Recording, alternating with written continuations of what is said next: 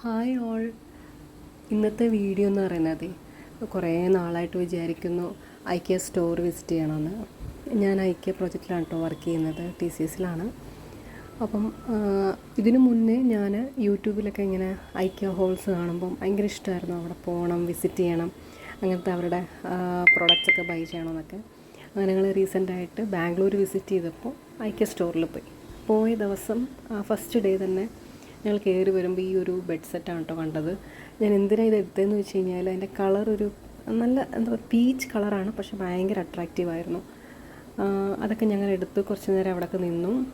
കുറച്ച് നേരം അവിടെയൊക്കെ ആ ഒരു ഗ്രൗണ്ട് ഫ്ലോറൊക്കെ ഒന്ന് വിസിറ്റ് ചെയ്തിട്ട് ഞങ്ങൾ നേരെ പോയത് ഇൻറ്റീരിയർ സെഷനിലോട്ടാണ് കേട്ടോ. പക്ഷെ അവിടെ പോയിട്ടിരുന്നില്ല, കാരണം എനിക്കത് ഭയങ്കര ഇഷ്ടമാണ് ഇൻറ്റീരിയർ.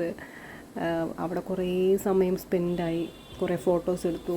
നല്ല അത്യാവശ്യം നമുക്ക് കുറേ ഐഡിയാസ് കിട്ടും കിച്ചൺ എങ്ങനെയായിരിക്കണം. അപ്പം എനിക്ക് ഇൻട്രസ്റ്റ് ഉള്ള കാരണം അവിടെ കുറേ ടൈം സ്പെൻഡ് ചെയ്യേണ്ടി വന്നു.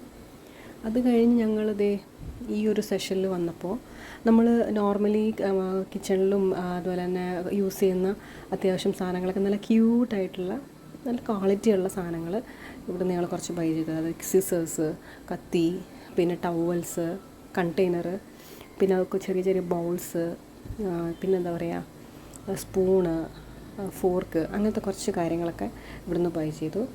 അത് കഴിഞ്ഞിട്ട് പിന്നെ പോയത് ഈ കണ്ടെയ്നർ സെഷനിലാണ് കേട്ടോ.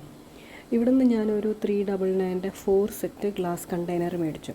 അത്യാവശ്യം നല്ല ക്വാളിറ്റി ആയിരുന്നു.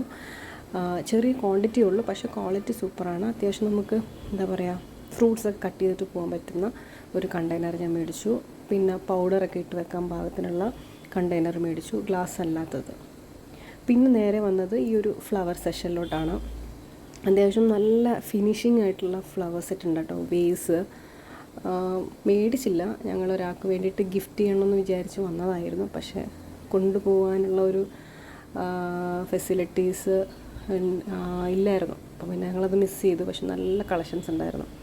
പിന്നെ ഒരുപാട് ഇതായത് ഈ ഒരു അവരുടെ ഗോഡൗൺ ആണ് കേട്ടോ. ക്ലീൻ ആൻഡ് നീറ്റായിട്ട് വെച്ചിരിക്കുന്ന ഒരു ഗോഡൗൺ കണ്ടു. അത്യാവശ്യം വലുതാണ്. കണ്ടപ്പോൾ എനിക്ക് പെട്ടെന്ന് ഡേറ്റാ സെൻറ്ററൊക്കെ പോലെ തോന്നിപ്പോയി. അടിപൊളിയായിരുന്നു ഇവിടെ. വളരെ കുറച്ച് സാധനങ്ങൾ മാത്രമേ എനിക്ക് പർച്ചേസ് ചെയ്യാൻ പറ്റുള്ളൂ. അങ്ങനെ പർച്ചേസ് ചെയ്തിട്ട് ഞങ്ങൾ നേരെ ബില്ലിംഗ് സെഷനിൽ വന്നു.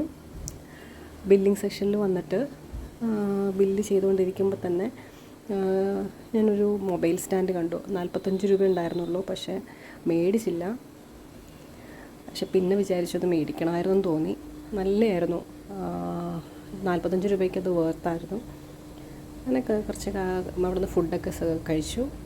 പിന്നെ ബില്ല് ചെയ്തിട്ട് ഐക്യ സ്റ്റോറിൽ നിന്ന് ടാറ്റ പറഞ്ഞു.